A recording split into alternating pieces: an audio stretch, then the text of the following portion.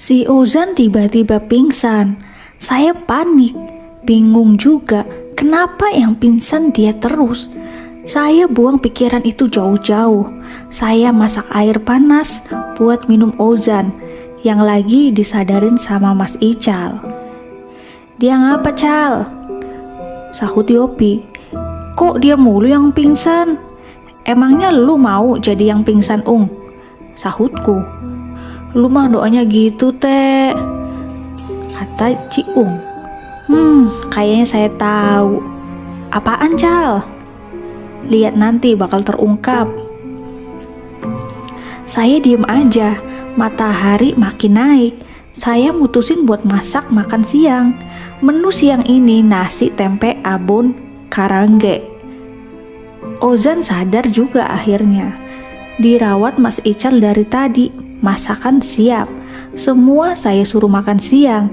Dengan lahap kita makan. Pasti pernah denger istilah naik gunung bikin lu tahu sifat temen lu. Kelihatan semua sikapnya, Gan, terutama yang egois. Siang itu saya habisin waktu ngobrol-ngobrol. Zuhur berlalu, kita sholat. Selesai sholat, wacana Mas Ical tadi pagi kembali jadi topik obrolan. "Gimana? Mau muncak lagi nggak nanti jam 3? "Saya ikut, Mas, kalau muncak lagi," sahutku. "Gue juga ikut, tadi pagi nggak dapat puncak. Kan gue tepar," kata Bang Jawa. "Iya, gue ikut juga," sahut Doble. "Gue nggak ikut dah, fisik gue nggak kuat," ujar Bi. "Nggak ikut juga gue, lu kan tahu gue nggak kuat dingin. Untung aja tadi pagi pas summit gue double 3 semua," sahut Yopi. Semua mutusin buat ikut kecuali mereka berdua. Saya sih ketawa dalam hati. Mereka berani nggak ikut? Udah tahu serem. Mas Ical sih tadi pagi berani berdua sama Bang Jawa. Lah mereka nggak sadar kali tuh. Biarin baik, ntar digangguin kicep. "Ya udah, siapin peralatan summit. Teh, bawa kompornya, Teh," sahut Mas Ical. "Oke, Mas." Saya bawa carrier ke puncak buat kompor sama logistik. Takut kekurangan air kayak tadi pagi. Waktu terus berjalan dan udah jam 2:30. Mas Ical mutusin buat berangkat sekarang. "Yowis, kita mangkat." "Oke, doa dulu ya," sahutku. Kita doa semua. Ya, Mas Ical ikut perjalanan ini. Mungkin gangguannya udah nggak akan ada. Kita nanjak 11 orang lagi. Oke, seusai doa kita lanjut muncak. Mas Ical leader dan saya sweeper lagi. Perjalanan naik di siang hari terasa sangat cepat. Di perjalanan cuma sedikit gangguan seperti timpukan tanah dan tiupan-tiupan di kuping. Kuping saya ditiupin dari samping. Saya cuek. Tiba-tiba tas carrier yang saya bawa jadi berat. Mungkin saya capek kali bawa carrier. "Res bentar, Mas, capek rasanya," ujarku. "Wah, di atas carrier kamu ditumpangin, Teh," jawab Mas Ical. Ajaib banget, sialan. Saya lagi yang ditempelin. Sial, tiba-tiba enteng. Pas Mas Ical komat gambit gitu. "Bang Jawa bawa carrier, Bang," ujarku.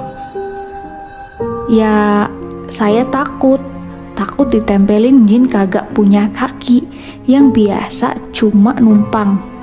Kami lanjutin perjalanan, tak terasa kita udah sampai pertigaan deket puncak. Kita ambil kanan ke arah Kenteng Songo. Kita jalan terus, muterin sebuah bukit dan saya terpaku. Sabana sebagus ini. Sial, ada jembatan setan pas banget sebelum Kenteng Songo. Kita lewatin tuh jembatan sampai puncak. Lagi-lagi saya nangis. Ya, sore ini lautan awan benar-benar tersaji di hadapan saya. Semua nangis kecuali Mas Ical sama Bang Jawa yang udah pernah kesini. Kita foto-foto lautan awan bener-bener. Kita habisin waktu sejam di atas, ngopi. Pendaki ada kelompok lain yang siap-siap turun lewat selo. Setelah puas, kita putusin buat turun jam 6. Udah berkabut semua. Udah rada gelap juga. Saya tenang karena ada Mas Ical, tapi ketenangan saya hilang. Ada yang lewat di tengah-tengah kabut itu, larinya kenceng. Apa-apaan ini? Saya posisi di belakang, lanjut aja dah, bodo amat. Hari udah gelap, gangguan terus datang. Palka saya ditarik-tarik ke belakang. Saya bingung, posisi saya soalnya paling belakang. Mas Ical berhitung, ujarku. 1, 2, 3, 4, 5, dan sampai 12. Suara lirik itu, saya cuma 11 orang yang nanjak. Setan alas, sial, makiku. Ojo lancang teh, ujar Mas Ical. Iya mas, maaf. Kita jalan lagi sampai pos batas kabupaten juga akhirnya. Tapi, Mas, itu ada api, ujarku. Iya kayaknya, jawab Mas Ical. Apinya jalan, orang nanjak bawa obor, jawab Dejan. Lah, apinya makin deket gitu, sahut Alpin. Wih, panas pati, nunduk. Itu api lewat dengan cara terbang, tapi di atas kepala kita. Sialan, itu ada apa lagi? Itu setan mukanya kayak barong. Kampret apa-apaan lagi. Lama-lama gue lawan nih setan, ujarku. Tante sabar, jawab Mas Ical. Saya bener-bener kesel, udah gak ada takut-takutnya.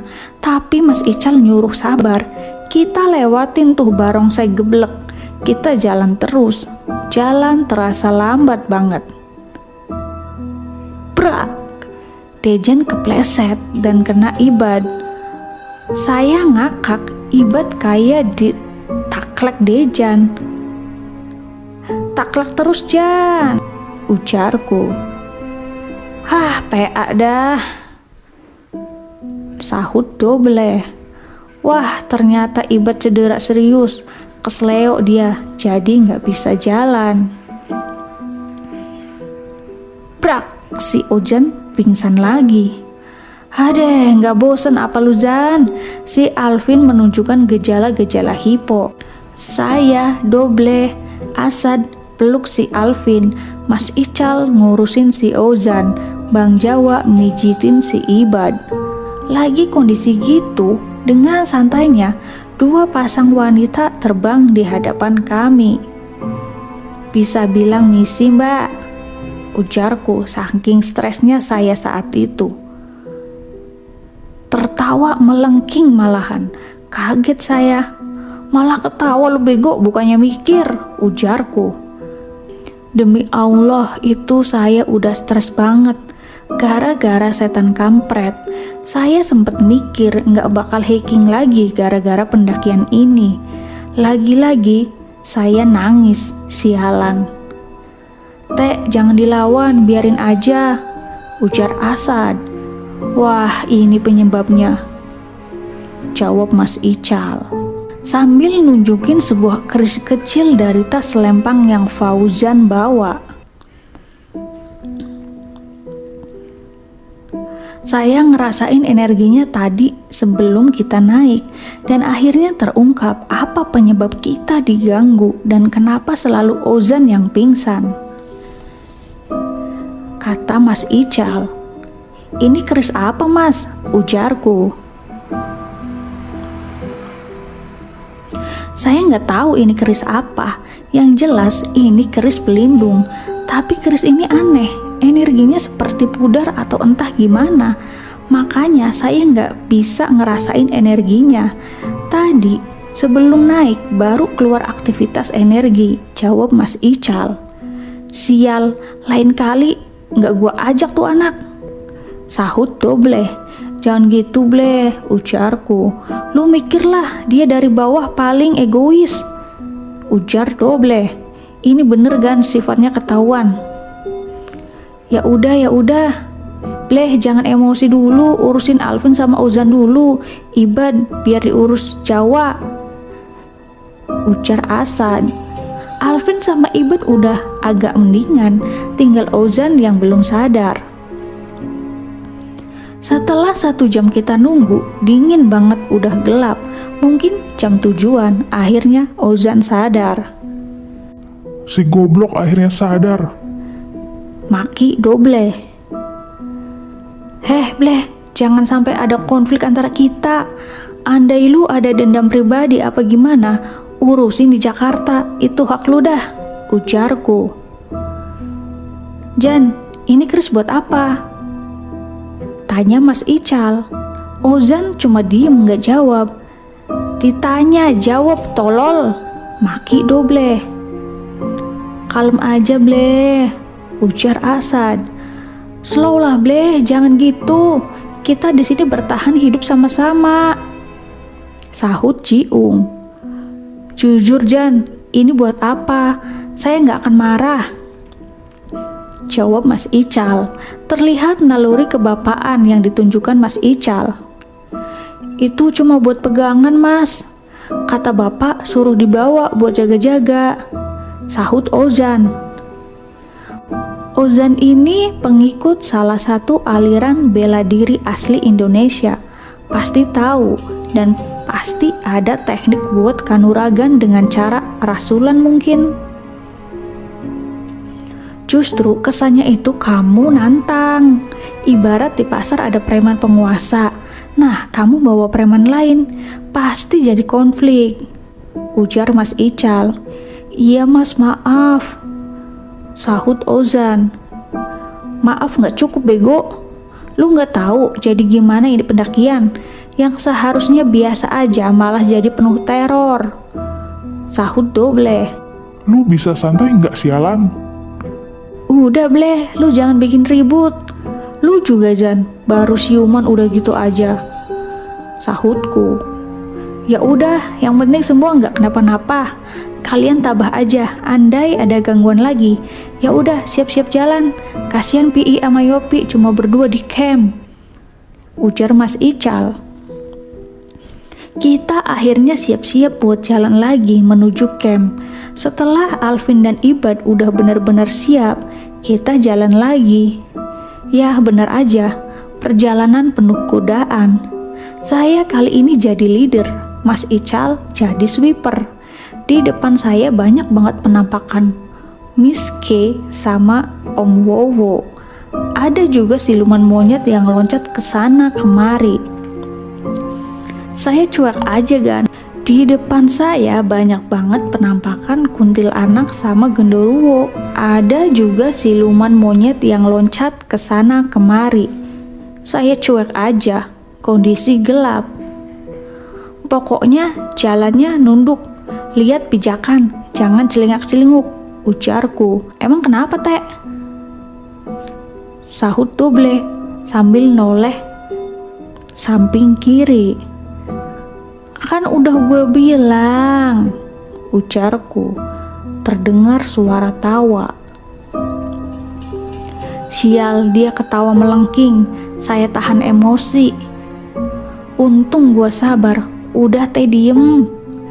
Jalan terus, banyak banget, bener-bener banyak, gak nyangka segila ini dan akhirnya sampai di pos 2. Ya rame, banyak tenda. Kita jalan deketin tenda kita, sepi. Yopi sama Pi kemana? Saya buka tenda dan Yop, lu ngapain? Ujarku. Tidur gua, kampret digangguin mulu, tenda digeplak. ada ketawa Miske pula. Mana si Pi kebo banget lagi, sahut Yopi. Bukannya tenda rame, banyak tenda gitu, ujarku. Mata lu buta ya, lihat no, sahut Yopi. Lah, tadi perasaan kok banyak tenda, ujarku. Astagfirullah, yang tadi kita lihat pada kemana? Sahut Tejan. Sial emang gara-gara si tolol. Dobleh pun kesal. Apa lu bilang? Angkat kerah Dobleh si Ozan. Lu mau sok jagoan di sini? Lu nggak kasihan noh sama Alpin? Dia langsung masuk tenda noh kedinginan, malah pada ribut, ujar Bang Jawa.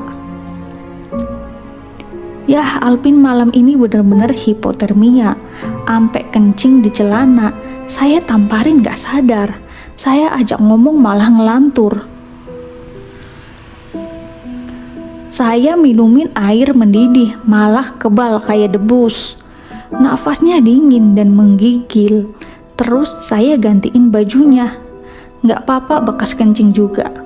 Saya dobelin pakai baju yang ada di carrier saya dan carrier dia. Dia double baju 5, terus sleeping bag 3. Saya takut dia lolos. Dia salah satu kawan baik saya, dan juga kalau lolos bilang apa sama orang tuanya.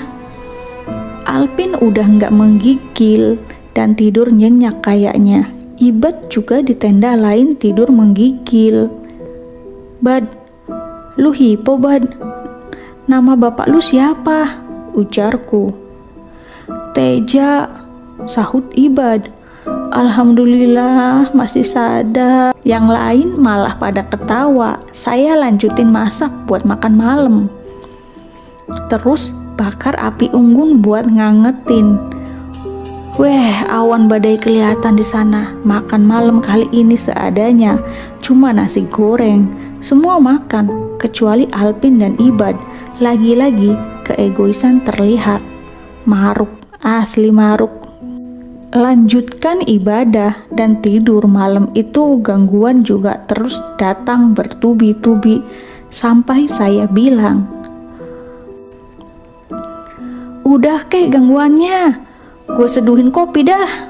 Saking sompralnya, gara-gara stres.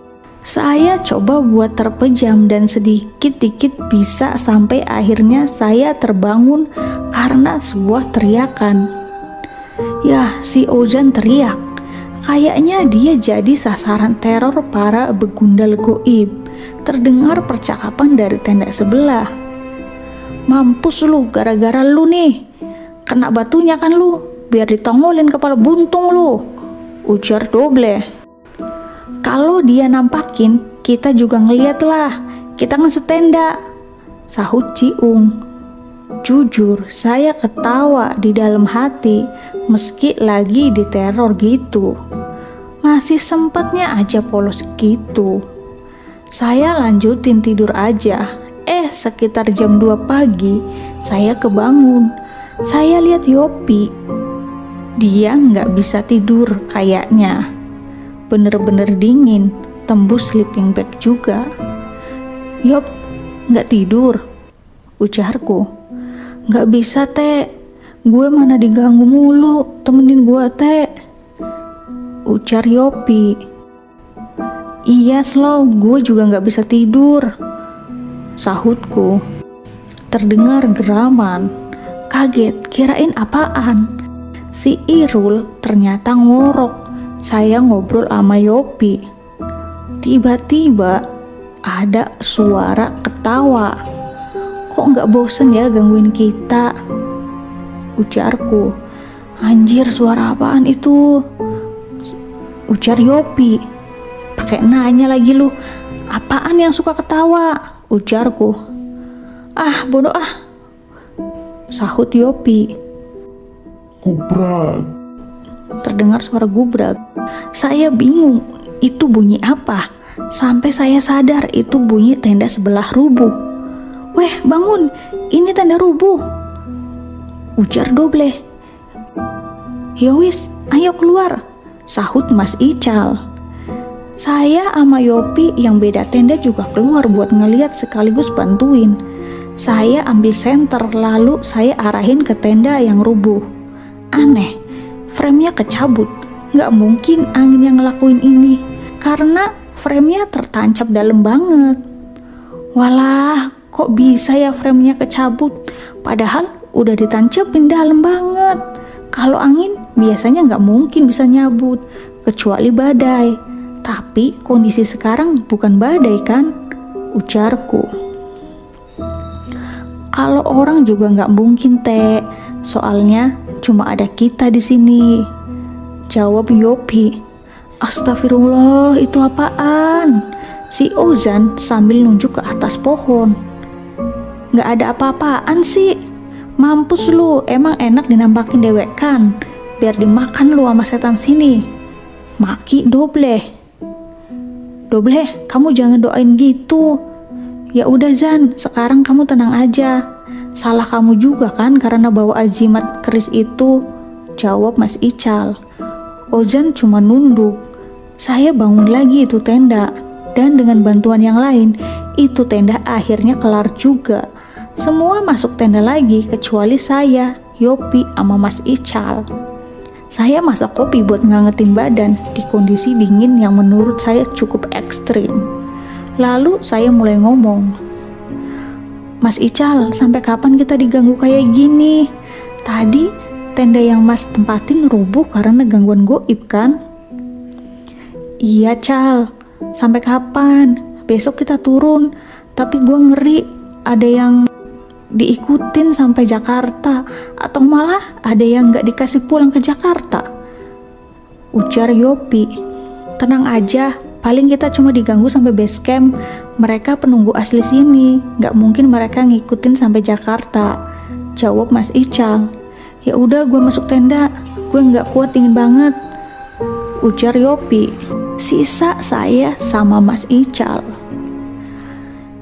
Dan Teh, kamu ketemu sama seorang kakek di Jogja. Ujar Mas Ical. Iya Mas.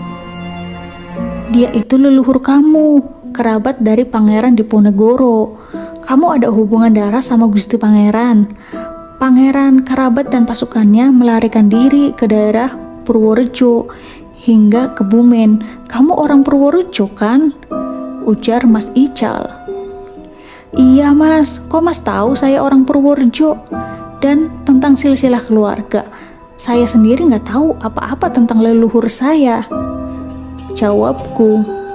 Saya tahu dari leluhur kamu itu.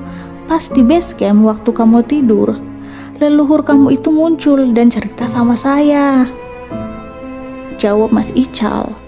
Oh gitu ya Mas. Mas Ical cuma senyum, sedangkan saya termenung. Saya punya silsilah keturunan sampai ujungnya di Pangeran Diponegoro. Saya nggak percaya itu. Bahkan sampai saya cerita saat ini, saya nggak percaya juga. Anggaplah itu cuma silsilah keluarga biasa. Siapapun leluhur saya nggak akan berpengaruh terhadap apa yang terjadi ke depannya dalam hidup saya, karena takdir bukan karena leluhur, tapi karena Tuhan telah merencanakannya. Dan anehnya, leluhur saya tahu cara naik bis. Zaman dulu kan nggak ada bis. Saya juga mikir, banyak pelajaran yang bisa saya dapat dari perjalanan kali ini. Kenapa nggak di gunung-gunung sebelumnya yang pernah saya naikin juga? Entah, hanya Tuhan yang tahu. Mungkin karena merbabu masih berada di Karasidenan Kedu, tanah para leluhur saya. Lamunan saya buyar ketika Mas Ical nyuruh saya masuk ke tenda. Saya masuk tenda dan lanjutin tidur. Sinar matahari terasa silau di mata saya yang masih terpejam. Saya buka mata, udah terang. Tenda udah kosong dan pintu tenda udah kebuka. Di luar terlihat lagi pada masak. Alvin juga udah kelihatan seger. Saya keluar. Terlihat muka-muka ceria. Mungkin karena mau perjalanan turun. Pagi itu kita makan besar. Semua logistik dimasak. Entah menu pagi ini dinamakan apa, karena semua lauk yang kita bawa tersaji. Kita makan pagi itu. Insting keganasan predator saat makan pun muncul. Selesai makan, saya suruh packing dan copot tenda. Packing selesai dan kita siap-siap turun. Sekilas saya tengok ke atas, merbabu. Dirimu begitu indah, sangat-sangatlah indah, hingga misteri dalam dirimu tak terlihat karena pancaran keindahanmu. Entah kapan lagi kita bertemu. Yang pasti kini aku rindu pada dirimu, karena dirimu bagiku bagaikan sebuah candu. Saya pimpin doa dan kita turun. Di perjalanan turun, gak ada gangguan-gangguan yang ekstrim. Hanya panggilan-panggilan seperti memanggil nama kami. Acuh tak acuh, kita tetap jalan. Akhirnya kita sampai base camp, istirahat 3 jam di sana. Lalu kita nyarter losbak warga buat nganterin sampai terminal Tidar. Kita akhirnya sampai di Tidar. Mas Ical dan Bang Jawa memutuskan buat memisahkan diri di Tidar. Ya, karena mereka berdomisili di Magelang. Saya benar-benar terima kasih sama Mas Ical. Kalau nggak ada dia, apa jadinya perjalanan kali ini? Setelah itu, saya mutusin buat naik bis Ramayana lagi, jurusan Terminal Jombor. Saya milih duduk sendiri. Saya terlelap beberapa saat di bis. Pas bangun, di samping saya udah ada kakek-kakek leluhur saya yang waktu itu. Dia ngomong pakai bahasa Jawa yang artinya, "Kamu udah tahu siapa saya bukan? Saya leluhurmu, tapi itu gak penting. Yang penting adalah kamu dapat banyak ujangan dari perjalanan kamu. Jangan pernah takut untuk melakukan perjalanan untuk mencari tahu siapa dirimu sebenarnya. Aku akan terus bersama kamu, karena darah Kanjeng Pangeran ada di dalam dirimu." Saya cengok. Saya masih gak percaya. Sampai sekarang bahkan gak percaya. Saya simpulin adalah sebuah perjalanan dilakukan adalah bertujuan untuk mencari tahu hal yang seharusnya diketahui oleh setiap manusia. Bahkan kita itu kecil. Tuhan menciptakan kita agar kita terus bersyukur atas karunia-Nya. Contohnya gunung, indah, itu mahakarya Tuhan. Kita menikmati keindahannya, kita sadar bahwa kita itu sangat kecil, tak pantas untuk sombong. Apa yang bisa kita sombongkan? Lalu kakek itu hilang entah kemana. Kita sampai Jombor, dan dari Jombor kita naik Trans Jogja tujuan Malioboro. Kita nginep lagi di trotoar Malioboro. Saya sempetin buat belanja di Malioboro. Pagi tiba, kita ke Lempuyangan dan naik kereta api Bengawan, jurusan stasiun Pasar Senen jam 12 malam.